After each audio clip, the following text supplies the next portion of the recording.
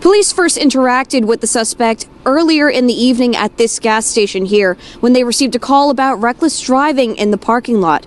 They asked them to leave, which they did, but what unfolded next scared one witness who was awake at the time. Here's the problem. There is so much snow and just nowhere to put it. For context, I'm 5'2". Look at this bank of snow. It's literally two of me. So imagine if you don't have a car for a second and your only method of transportation is walking. This is impossible. You have to walk in the street or stay home. Yeah, that's absolutely right. If you go upstairs, you can see the indents in the floor where the trucks were. But that's not the worst part of it. You have to really come down here to the basement to see the damage. In fact, we're going to show you a little bit about what we've been seeing. If you look up, you can see that corroding of the ceiling, that discoloration. And that's not even the worst part about it. We're going to take a walk over this way. I'm going to show you a little bit more. So an interesting fact that the chief told me a little bit earlier. Years ago, these fire trucks were a lot smaller. They weren't as heavy. But today, naturally, they're a lot heavier because of all the equipment that we carry. So if you go in here, this is a good example of what I'm talking about. If you look up, you can see that parts of that ceiling have fallen down. In fact, the chief told me not too long ago, a part fell and nearly hit him right where I'm standing. He told me that his fear is that this ceiling could come down, damaging equipment, and more importantly, endangering the lives of others. I spoke to the hospital this morning. They told me they experienced operational challenges which impacted their heat and water supply. So they took immediate action, which included evacuating their patients. Yeah, that's right. It's scary to think about. Just 30 minutes. It's a good reminder to make sure everyone is bundled up during those peak hours of extreme cold. And to also let your loved ones know where you are, whether that's a location share, a phone call. This is the first time I ever see something like that. So. Erica Torres was spending the night at her boyfriend's house when police came to Linden Street in response to a call about a man with a gun just after midnight.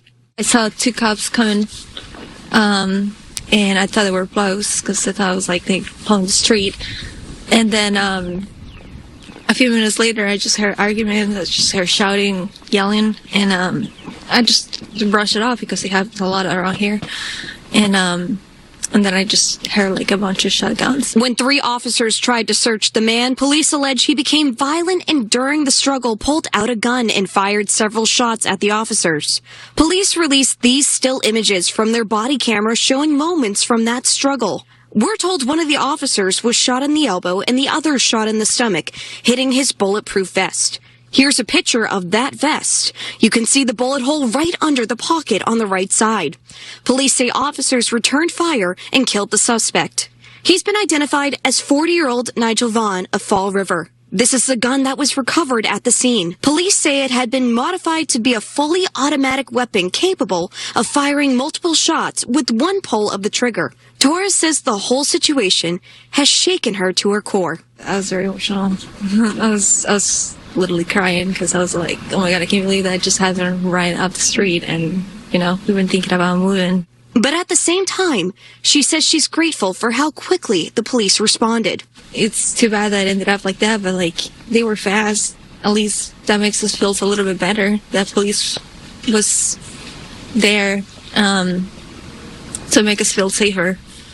So that's a good thing about that. Wishing them a speedy recovery. I just hope the the officers are okay. They are. They got out of the hospital. They are? Today. They're good. They're okay, all nice. Good. It's awesome. It's nice to hear.